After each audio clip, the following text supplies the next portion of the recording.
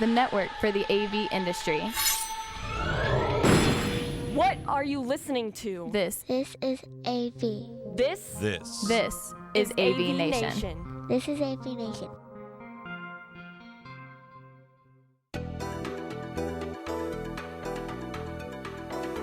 Greetings and welcome to this episode of AVNation TV's Connected. I'm your host, David Danto.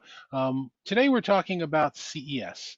Now, I've said this over the years, the last couple of years, CES has quickly become the most important conference that I attend over the course of the year, even more important than the ones in my specific industry, because it gives me an 18 to 24 month look ahead at what's happening in all of technology and how some of these technology pieces are coming together. So today we have some experts and some industry analysts and some people who've attended the show before. We're going to talk about CES 2022, which is happening in person again in Las Vegas. It'll be a smaller show, but we'll talk about the aspects of that. And what the themes are and what people can be looking forward to. So why don't I get started asking everybody to introduce themselves. Steve, why don't you start since you're here, a guest representing CES? Yeah, thanks, David. I'm Steve Koenig, Vice President of Research at Consumer Technology Association, the owner and producer of CES, which this time will be January 5th through 8th in Las Vegas in person. Look forward to seeing everyone there. Terrific. And moving down the list as people are on my screen, Greg, why don't you introduce yourself? Sure, Dave. I'm Greg Harper, and I'm president of HarperVision and co-founder of Gadgetoff. And will be, I don't even know, probably my 40th some CES. I've been going, and you and I have been going back to these for a long time. But CES is an important show for me because it gets me a chance to get a feel for what the industry is doing, and I use that in my ongoing talks and presentations to others after the show. Thank you, Greg. Carolina, why don't you go next? Carolina Milanesi. I'm the president and principal analyst at Creative Strategies and the founder of the Heart of Tech. And I don't know if I'm looking forward going to CES or not. On one end, it will feel like we are almost getting out of COVID, but there's still, still a little concerned about the quality of the meetings that I'll be able to have. That's a fair comment. We're all thinking about that. And last but certainly not least, the world's number one influencer, Evan Christel, why don't you introduce yourself, tell everybody what your interest is and what you're doing now.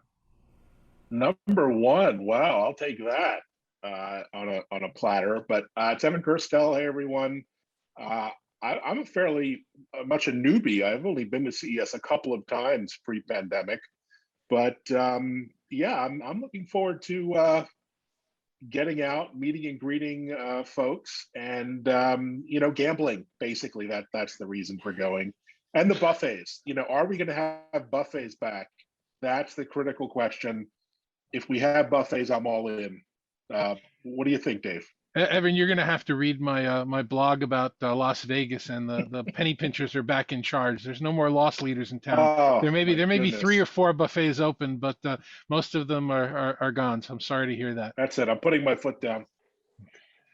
Okay, thanks very much, everyone, for introducing yourselves. And I guess we're going to start this with Steve, head of research at CTA. What's interesting and different about the show this year? Because obviously it's not going to be the same show that it was 2 years ago. Size is going to change. The requirements are going to change. What can you tell us about that right now? Yeah, details, David, details. I think the most exciting thing is that CES 2022 is going to be back in person in Las Vegas. We've had such a tremendous response from the global tech community. Everybody, I guess, in this season is really worn out with so many screens. Nothing against this broadcast in particular, but we've just had a great response. People are ready to get back to in-person events, and they understand the importance of that from a business perspective.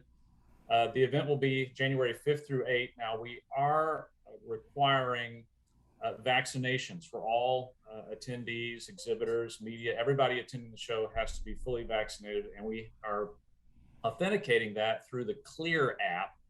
And there are full details on this at ces.tech. Now, in addition to that, we have also widened the aisleways and pathways just to make it easier to move about safely.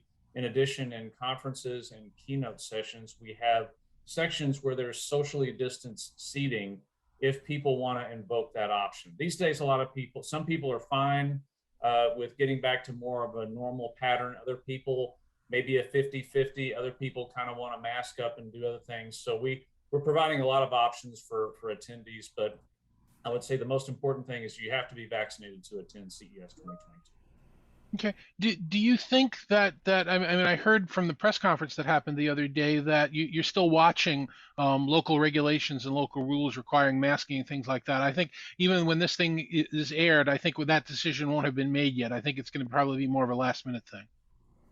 I would expect so, and this is something that I think a lot of businesses, retailers to other professional events like CES, we're all held to local regulations, and we know how it goes in this season of the pandemic. Things can change pretty quickly. So yeah, well, I would just say stay tuned. CES.tech, that website for the show, will have all the up-to-minute information. So if there are any questions that attendees have, just refer to that. That information will be current. And again, we're looking forward to being back in Las Vegas with everybody really, really soon. Okay, so I definitely do not want this episode of Connected to be the information resource for that information. Please go to CTA.tech and CES.com or CO. I don't .tech, remember. yeah, CES.tech has all the CES.tech. information for Okay. registration and other show particulars.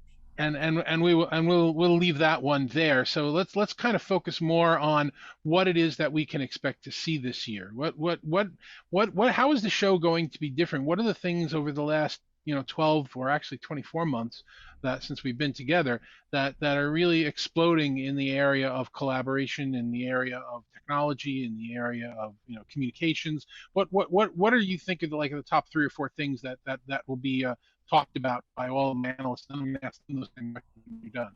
Yeah, well, I think that strategically, CES 2022 is going to write a new chapter in the intelligence of things, and the major underpinnings of that are 5G and AI. Both of those things will be broadly talked about across the show.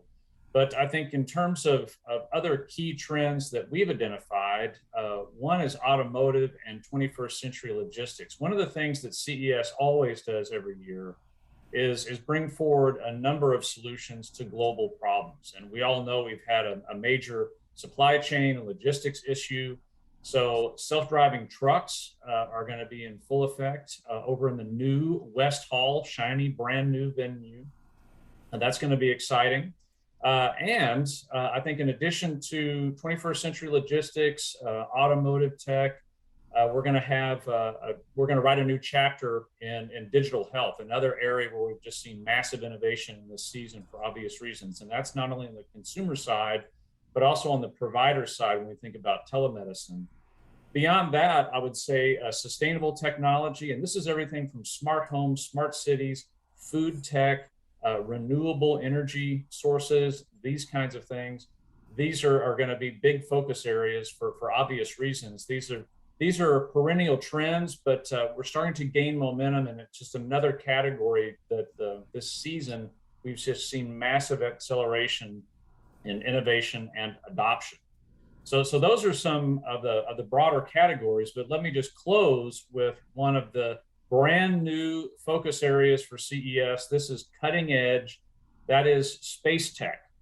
Space tech is a really brand new sector of the industry. You've heard about SpaceX and some of the commercial space and in-orbit endeavors that have been happening. Space tourism grabs a lot of headlines, but what are the real business opportunities for space tech? These are a lot of the things that will be discussed at CES 2022 and more. We'll have a very compelling exhibit from Sierra Space in Central Plaza. That's the area out in front of the LVCC, where Sierra Space will have their Dream Chaser orbital spacecraft. So really cool stuff. I mean, literally out of this world technology at CES 2022.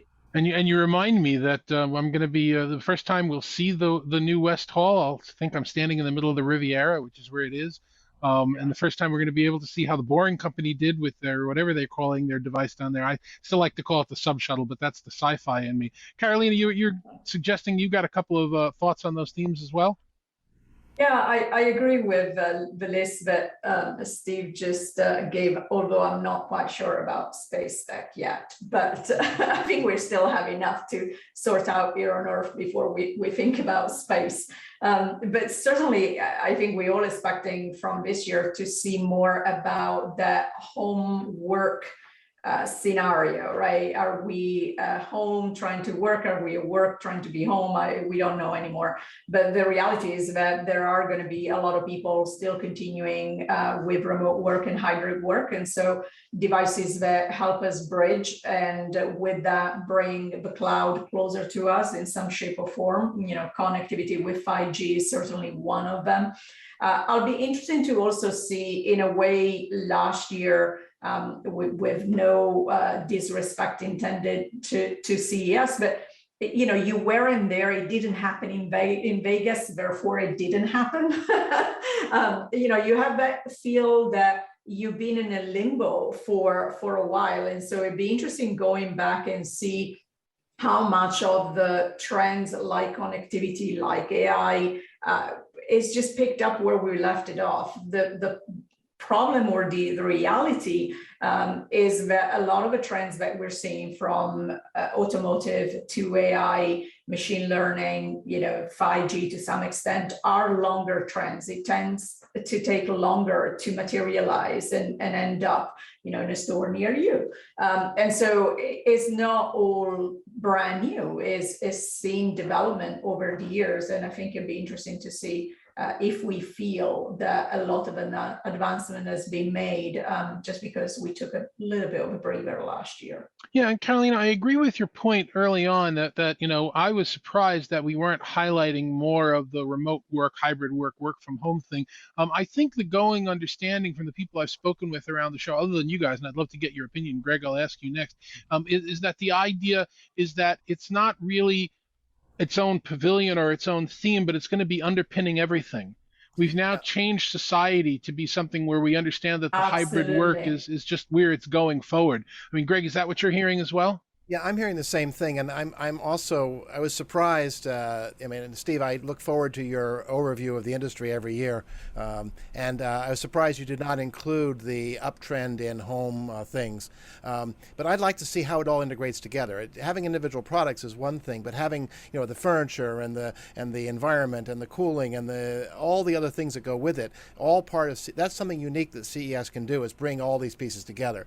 So I would really look forward to see anybody who's trying to solve that problem, from a display, the edge devices, displays, speakers, microphones, but also furniture, also backgrounds and things of that nature. Who's going to come up with a presentation that says, here is your home office? And I've been surprised in talking to my realtor friends, the people in the real estate business. They're saying now that it used to be that when you bought a house, you know, you wanted a gym, you wanted maybe a home theater. Not anymore. Everybody wants an office. They want an office that's not your kitchen. It's not your bedroom is turned over. They want a home office that looks like a home office so they can work that way. And so I would hope to see some people coming up with solutions to solve that trend. Well, I can tell you that you know, the onslaught of analyst and media mails have started today. I got 5 of them already, and it's not even December yet. And one of them told me, when I told them that that's the beat that I'm looking to cover, they said they've got a lot of people that are going to be exhibiting in their suite, and we're going to get into this debate, Evan, again of AR and VR. And, you know, are we all going to be wearing goggles and attending meetings in you know, as avatars in Metaspace? You know, I'm a big, not. Of course not. So I'm against that. But their companies are going to be there. They're going to be talking about how that's the future of work. What are you looking forward to? Well, I think Las Vegas is one giant metaverse, but yeah, that's another story. I'm looking to get hands-on with some tech. I mean, it's been like a two-dimensional world the last 2 years, and I want to climb in that autonomous truck, or that self-driving drone, flying drone, or touch and feel some cool gadgets, look at some 8K displays. I mean, you know, gadgets are things that you kind of hold and feel and touch and experience. And that's what's been missing for me, is the sort of the two-dimensional world. So yeah, I hope that'll be on display in its full, or climbing into an autonomous car, or, you know, there's just so many cool opportunities. I recall the Hyundai flying taxi the last time at that scale model of this thing. That was pretty amazing. So, let's go. Let's go and touch and feel. We'll have like a show and tell of gadgets. That would be awesome. Steve, did I read right that the autonomous vehicle, that all the vehicles are now going to be in the West Hall and not the North Hall anymore? Yes, that's correct. So West Hall is 100% going to house all the automotive and vehicular technologies, if you like. So yeah, that's the place. And yes, the Teslas will be running in the boring tunnel. Those will be shuttling back and forth. And there's actually a bridge that connects West Hall with that front end side of North Hall. If you remember where you come in, where the North Hall conference areas are and the escalators down. Mm-hmm. Yeah, so that's where that sky bridge is. And so you'll be able to walk back and forth, I think, pretty easily. In North Hall is where you'll find digital health, smart cities, robotics, and some other categories. So we've moved things around a little bit. One area that's going to be offline is South Hall. So there's really a new center of gravity, I think, for CES that is squarely centered right around that grand lobby between West, North, and Central. And of course, we still have the Nation Convention Center over there with the Sand, formerly known as the Sands. But that's where we're going to have all the startups. Eureka Park, which is a hotbed of innovation. Literally and figuratively, we'll have about 30 or 40 countries bringing over dozens of startups each. So that's going to be a fantastic place to spend a good half day just wandering the aisles of Eureka Park for startup innovation. And by the way, if you've made the aisles wider in Eureka Park, God bless you and everyone you know. That's certainly a place where we could have used it, even before there was a deadly virus.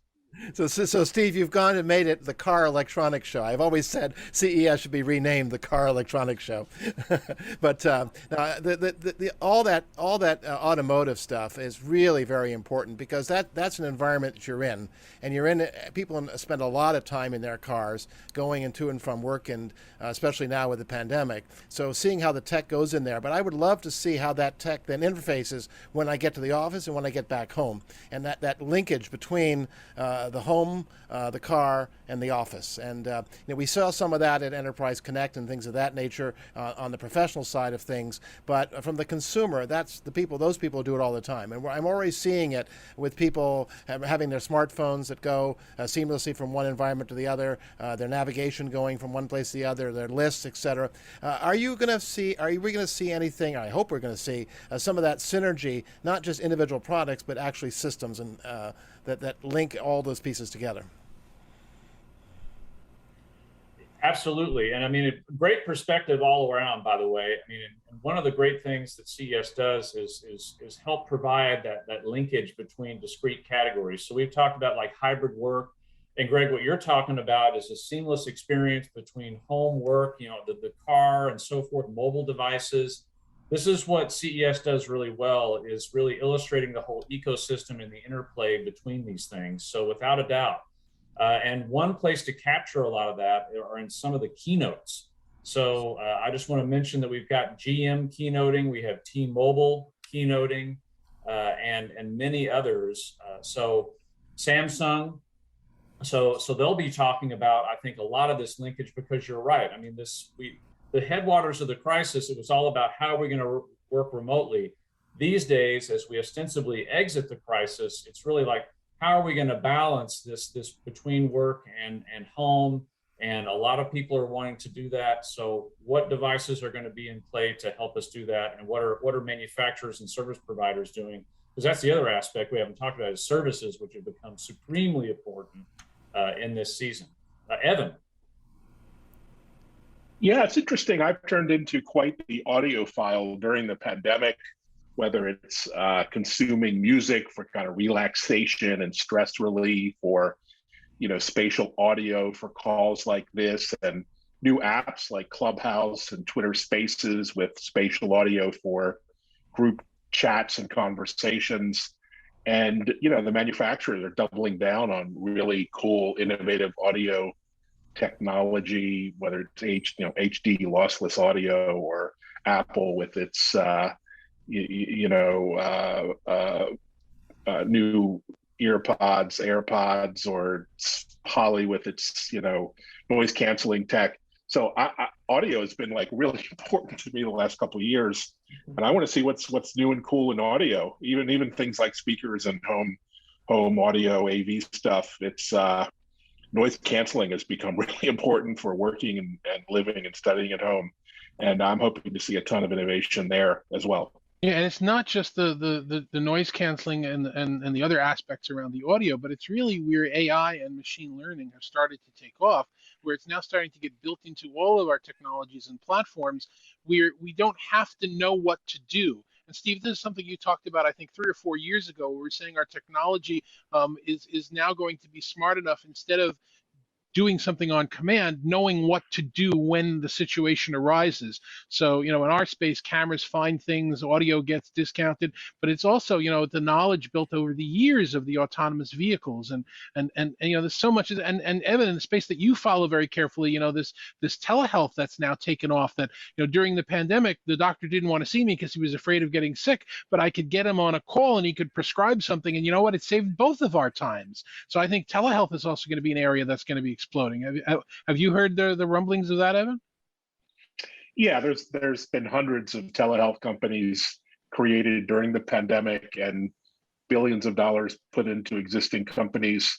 And this is only going to accelerate, because with the rise of devices like wearables and other, rings and watches, we can now move to a world where our doctors and hospitals can monitor us remotely with remote patient monitoring. So whether you're still sick or ill and recovering, or whether you're healthy, there's going to be a role for telehealth in your life. That's really exciting, and that's just not going away, post-pandemic.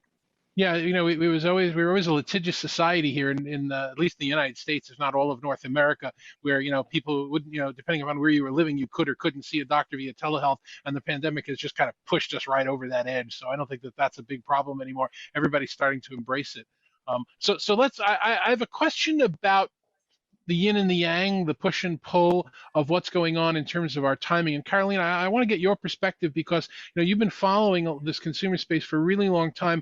We used to talk about how innovation cycles, how amortization cycles at companies and for individuals, 7 years, 5 years, 3 years. We got ourselves to something like a 9-month innovation cycle. The cycle between your last iPhone and your new iPhone or whatever else is going on, and it was starting to get closer. Is that continuing because of the pace of digital transformation is just through the roof at this point because of the pandemic? Or is that also being counterbalanced by the drag of the supply chain issues we've been dealing with? What have you been seeing and hearing, and what do you expect to hear about if you go to the show this year? I'm smiling because, of course, as you cue me in, whoever is doing my yard is right outside my window. So talking about audio and capabilities, please, someone can do something. Okay, you haven't unpacked your headsets yet that I've sent to you, so I'll get you some new headsets now that you've moved into your place. But feel free to talk. Don't worry about it. I love the reality and the humanity of all the things that happen nowadays. At least my dogs are not barking at the person, so that's something. So I really think it depends how you're looking at innovation cycle and technology, right? On one end, I was saying earlier, some of the technologies that we're talking about, like 5G and AI, XR, VR, we've been talking about it for years, and you kind of feel like, come on, we still haven't reached mass market yet. And that's just the nature of the beast. There are technologies, especially when the technology, if you're thinking about AI and we were talking about autonomous driving, it's not just the technology in the car, is all the infrastructure that needs to be built around it that is going to take years to develop, right? It is about insurance and whether or not they're going to cover certain things or not, so there's more than the technology itself. If you're talking about developments that are more, innovation cycle within a product category that is already established, then yes, I do think that the pace is definitely faster. I think that the technology, the supply chain issue is one area that actually highlighted where more innovation needs to happen, and also where more diversification needs to happen when, you look at the countries that we work with, how much of that should and could be brought back to the US, and where companies should invest. And so I think is very fascinating right now how both COVID, before, and then the supply chain issues that we see now has changed the way we think about innovation. Dave, I was just looking back, and the last flight that I took of any significance was going to CES 2 years ago, and I've not been on an airplane since then. Which for someone who normally takes planes every 2 or 3 weeks is quite something for my entire life.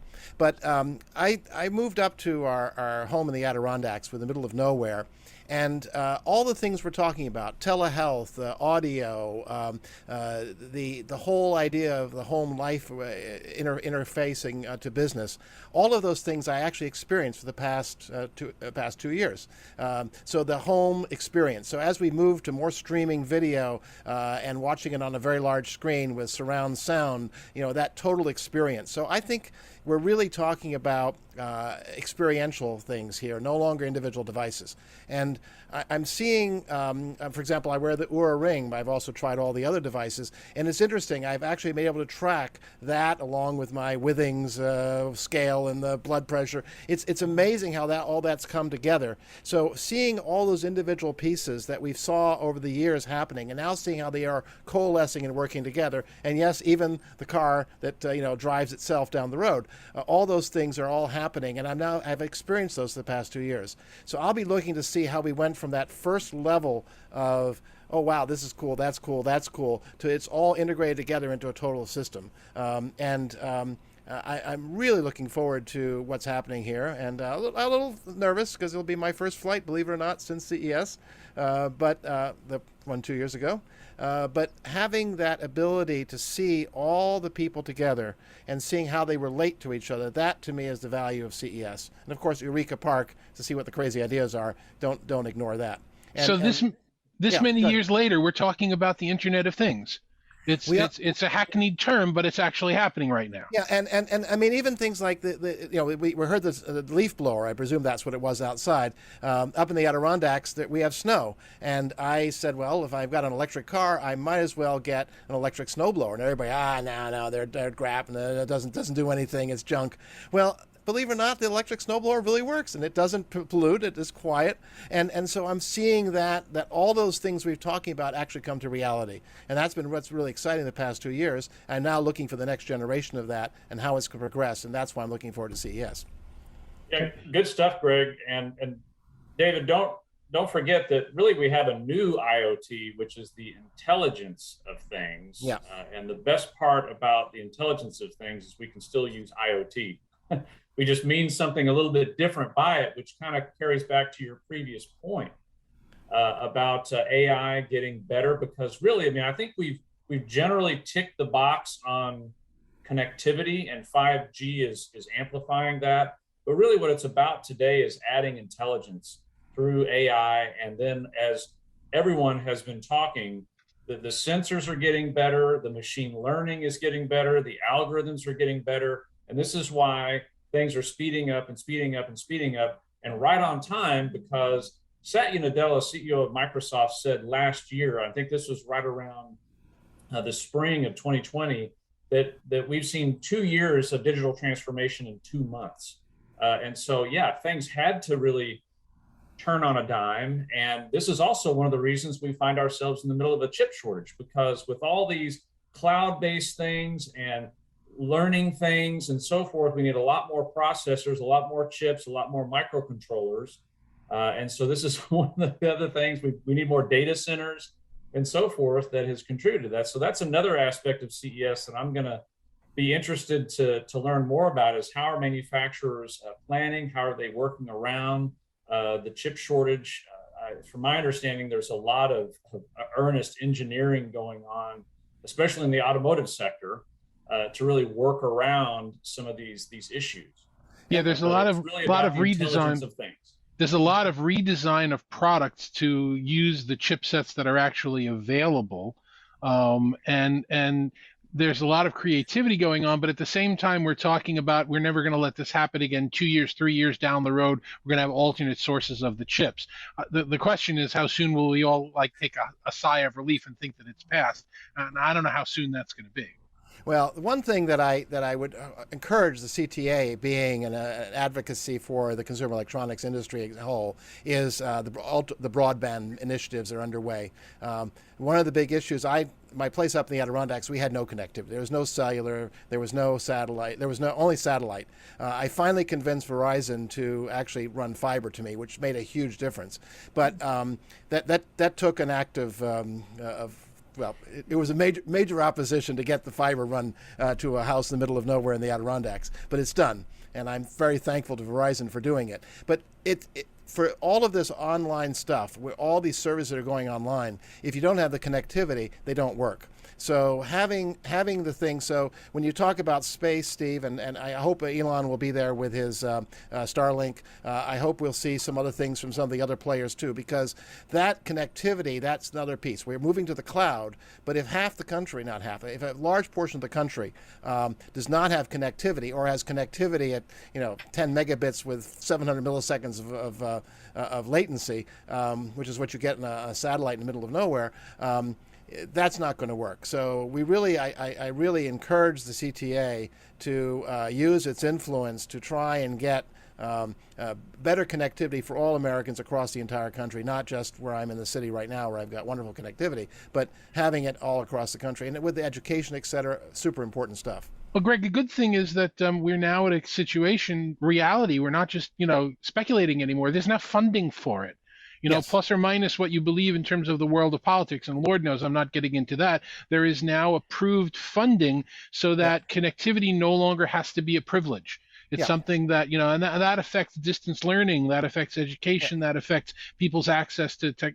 So I think we're now going to start to see some real progress made because people want to spend the money.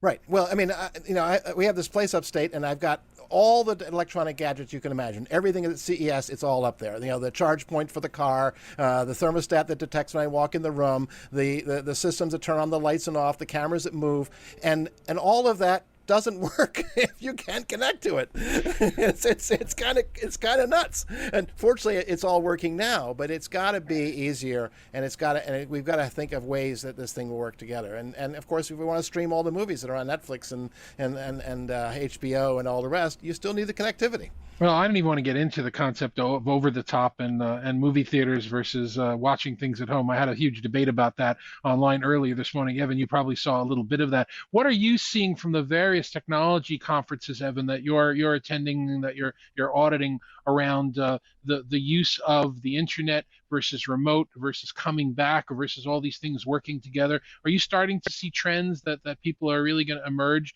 and start making better use of the technology than we have before?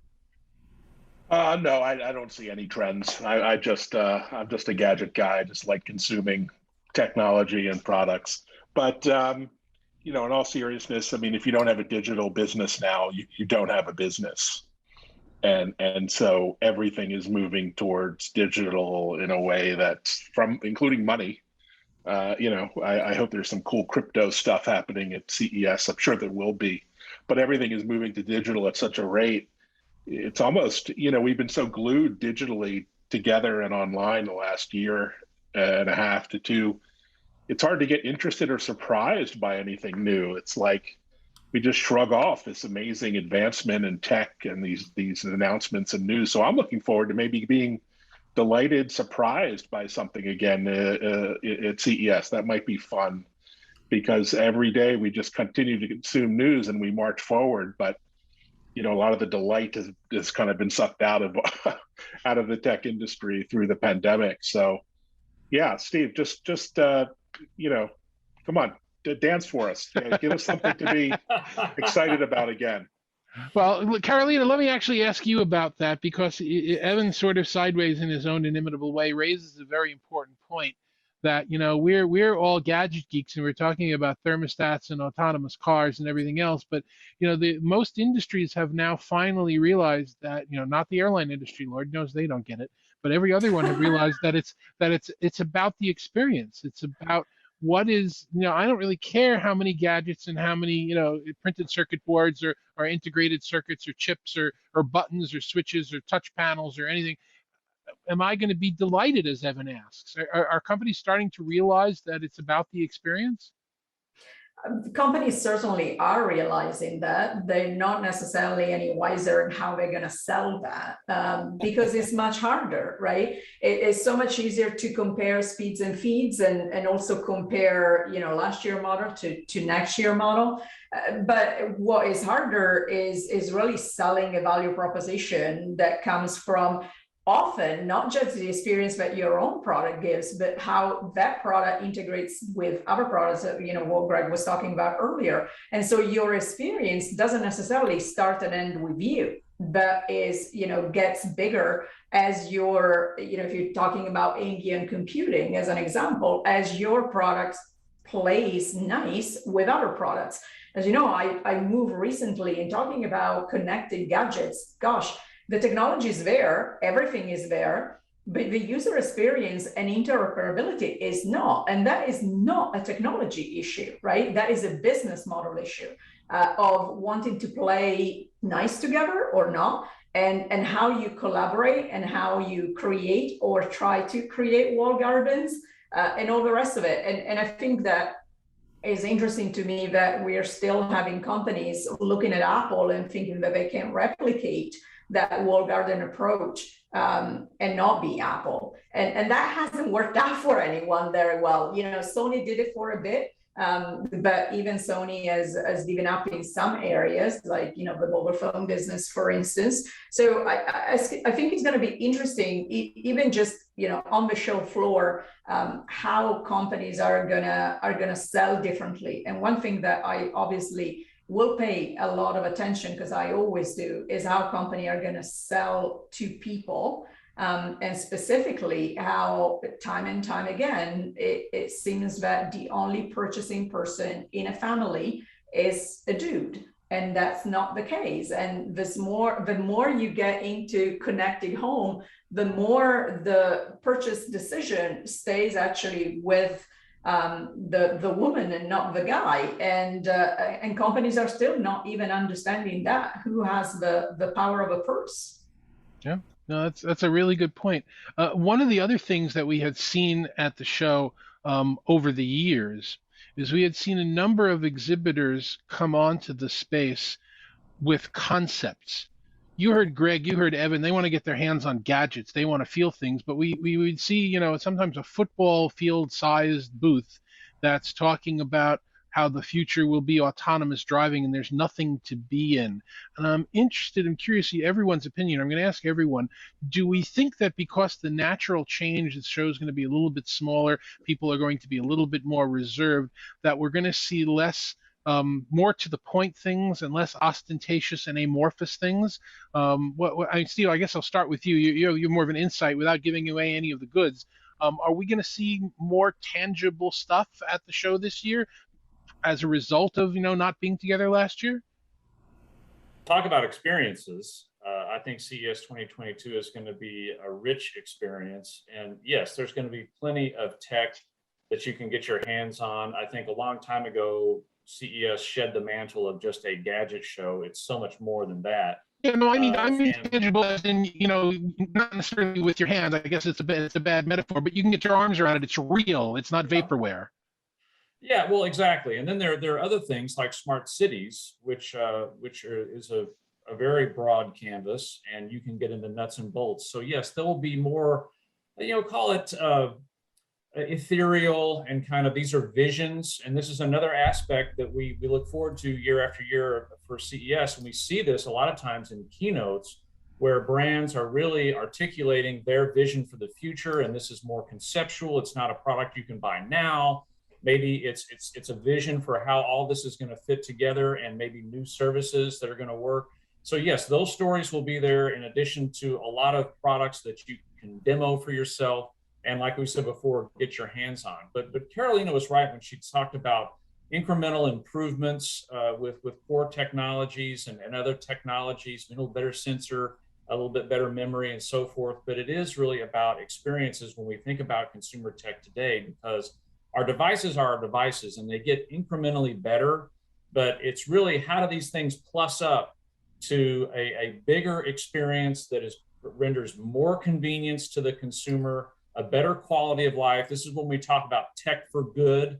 And then there's a whole other category of just raw innovation that are solving global problems.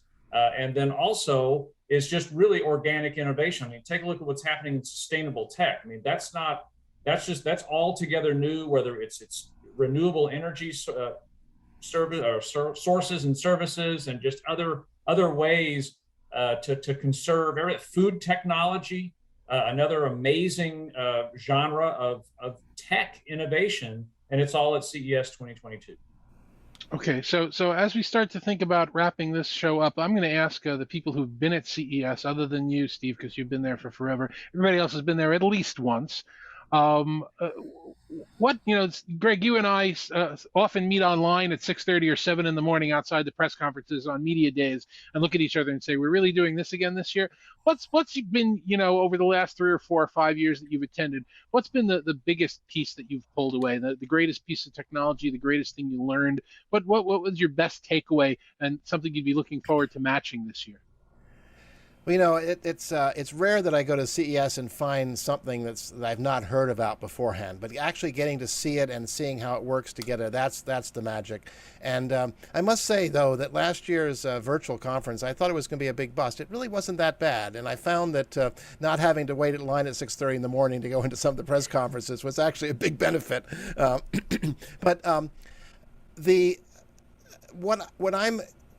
CES, as you pointed out before, was a gadget show, and I used to come back with bags full of gadgets, and now it's bags full of concepts and interconnectivity. And the gadgets really are edge devices. They're cameras and the rings, sensors, and other things like that, and how they all work together. And I'm really looking forward to seeing how people are going to interconnect these things together to create that seamless experience. And it's all about the experience, because I think the average consumer buying things doesn't really know 5G from 2G from whatever. What they want to know is, I walk into my house and the temperature's right. I walk into my car and it gets to me the right location. I go into my office and I can have a meeting. They look about the experience, the journeys, and I'm looking forward to seeing how people look at those journeys that involve tech, and we're all using those tech journeys. So how those come together and how they work, and what glues them all together. I think back to a number of years ago when we had the cruise line talking about the experience on the ocean liner and how it all comes together with what I think was called Ocean, their little tablet. I mean, that was a journey that came from starting at your home, getting the invite, booking the things on the cruise, seeing your photos, and getting back, having the memento of it. That to me, I like to see that journey for life in general. That how technology merges with all of these widgets and things like that. And Dave, as you know, my house is filled with, I've got barns full of gadgets because I don't get rid of them, much to the chagrin of my wife. So I've got the history of CES here, but it's not about that anymore. Those are things. It's more about the experience and the journey. Well, good answer. Carolina, over your last 5 or 6 years, what was the best takeaway that you've experienced from the show? That comfortable shoes continue to be a must. Because that's part of the pro tips. I'll print the pro tips later on. That's obvious, but I'm talking more about the hover shoes. Come on, let's go hover shoes. It's interesting because I always look at CES a little bit different from an analyst perspective. It is a great meeting point and an opportunity to meet with people, much like everybody else on this call. We kind of know what's coming because we all get pre-briefed, and we have a very privileged way of getting to the show. But is bumping into that company that you never heard of. And that's why over the past 2 to 3 years, I don't spend much time on the show floor. And when I do, is always in the Sands and Eureka Park. And for me, being Italian is going back and see, what Italian companies on the show floor and neighboring countries. So I always spend a lot of time, Italy, France, Spain, Germany, and see what's coming out of Europe, where, they have great ideas, but don't necessarily have access to the same funding that companies and startup in the US or Israel have. But you started to see a lot of innovation coming out of those countries, and opportunity is when the go-to-market that is harder for them. Okay, that's a good point. Evan, what about you? What, you haven't been there as much as the rest of us, but you've definitely gone. What were your takeaways from what you'd seen? Well, I used to laugh at things like the giant 8K OLED TVs and, the wonderland of advanced tech. Now I'm like, okay, I want it all. I think all of my free cash flow that went to things like restaurants and travel and nice clothes for meetings is now gone to gadgets basically. So bring it on. I'm looking for the biggest, brightest, best TV I can find, and I'm going to take it back with me on the plane. So that's basically my singular mission. So I can continue my Netflix binging and my content consumption ad infinitum. So yeah, I'm excited. That's actually a question mark at this point. I don't know if there's going to be as much swag at the show this year, especially with reduced people. How many people have actual things that you can take away with you? But it's certainly the experience, and I look forward to seeing all of you at the show. For me to answer that question, I'll give myself the luxury of doing that. I agree that I would say probably about 10, maybe 15 years ago, it became obvious that I can't do the whole CES anymore. It was just too much for one person. So the choice was to send a team of 10 people and divide it, or just decide that you're okay with the fact that you're never going to see all of it. It's like the three wise men and the elephant. Everybody's going to get a different corner of it. So I try and stay back, not cover the things that everybody else is covering, because I can't compete with ZDNet or any of the other tech companies that are giving massive numbers of people there. I'm looking for the things that nobody else covered. I don't think it was last year. Well, it couldn't be last year. 2 years ago or 3 years ago, the conference room. There was a translucent autonomous vehicle conference room. I don't think it was ever built. I think it was a concept car. But the idea that there would be 4 chairs around a center table where you're having your conference on the way from the airport to the hotel, or from your office to or your home or wherever. And I think, boy, they really had they got that one. They understand that we're going to try and add productivity in places where we haven't been productive before, for our personal lives, for our family lives, for our business lives. Certainly, we've spent the last 19 months showing how much more productive most knowledge workers can be sitting in their own homes, and how important the home office is. But, if we could take that transportation and make that a productive time as well, that was a smart idea. So I'd love to go back this year and shock of shocks, actually see somebody have productized that, working on where 5G is and some of the other intelligence. Those are the kind of things I like to see at the show. I also sometimes like to laugh. We're in a world right now where, with crowdsourcing and the route to market has so many less gatekeepers, that sometimes just truly ridiculous products make it to market. So it's interesting to sort of see some of those and say, what have you people been thinking? So yeah, it's a lot of fun. The press conferences happen on the the Sunday and Monday beforehand. The show opens, Steve, on the Tuesday, is it? Wednesday, isn't it? Wednesday. Yeah, it's on the Wednesday the 5th. Yeah, Wednesday the 5th. So that means press day. Press day, Tuesday. Monday and Tuesday, yeah. Monday and Tuesday. Okay, well, I'll still be there on I think Sunday, because coming in earlier is probably like $1,000 less on the airfare. So just an extra day in Vegas to gamble, as you say, Evan. We can get together, Dave. I get there on Sunday as well. Thanks very much, everyone. That's an amazing conversation. We have a lot of things to think about. We have a lot of things to look forward to in the next month and a half. Why don't I just ask everybody, reach out to them and see how people can get in touch with them if they'd like to. Steve, why don't you start first? How can people find out more information about CTA, CES, or you in general? Yeah, well, I would say a great place to start is ces.tech, and that's certainly where people can go to register for CES 2022. And if you want to learn more about Consumer Technology Association and our research in particular, cta.tech/research is the place to go.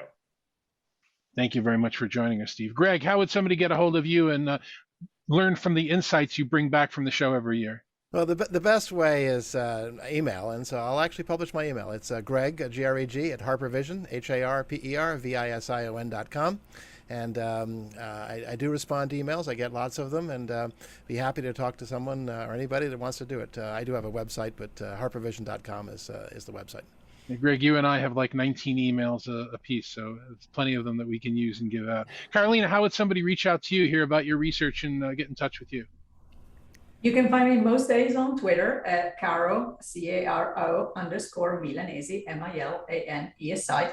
I'm learning to be more often on Instagram as well, same handle. And you can read about tech and the good of tech in society on my Forbes column. And then you can visit creativestrategist.com. Thank you very much, Carolina. And Evan, how does somebody reach out to hear about you and find out what you're doing as if I didn't know that already? What I'm doing is tweeting, and you can find me here. Oh, wrong place. EvanKirstel.com at Evan Kirstel. So at Evan Kirstel, and me. even though you were you've only been to CES a couple of times in the past, you were the #1 tweeter of it for at least the last 10 years. So, you know, it's an unhealthy obsession. It's not for everyone. It's good to know friends that are followed. So anyway, thanks very much for joining me, all of you. I appreciate all the comments. I look forward, hopefully, to seeing people at CES 22. For AVNation TV, for the IMCCA, I'm David Danto. If anybody wants to reach out to me, just Google my name, and you'll easily find me in a million different places. Look forward to seeing you on the next show, which, fingers crossed, will be the CES wrap-up show. So keep your fingers crossed that I get out there and we record it and do a good job. Thanks very much for watching.